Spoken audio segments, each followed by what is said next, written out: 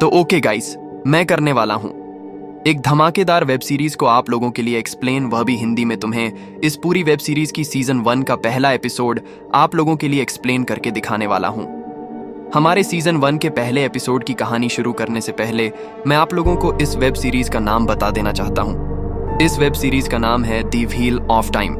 तो चलिए शुरू करते हैं। हमें दिखाया जाता है एक औरत को जिसका नाम मोरेन है।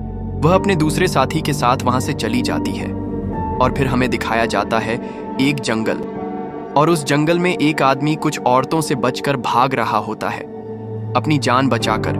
फिर वह आगे भागता हुआ जाता है। वहां एक दीवार बनी होती है, वह वहां जाकर गिर जाता है। उन औरतों में से एक औरत आगे आती है और उससे कहती है कि यह शक्ति सिर्फ औरतों के पास रहेगी, क्योंकि वह आदमी शक्ति यूज कर सकता था। लेकिन जो भी आदमी उन शक्तियों को यूज करता था वह पागल हो जाता था और वह दूसरों को मारने लगता था। यहाँ तक कि अपने साथियों को भी।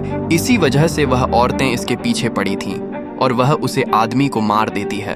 और फिर हमें दिखाया जाता है 2 नदियों वाला गांव, और उस गांव की परंपरा थी कि जो भी लड़की इस नदी को पार करके जिंदा बचाती है वही वहां पर रह सकती है।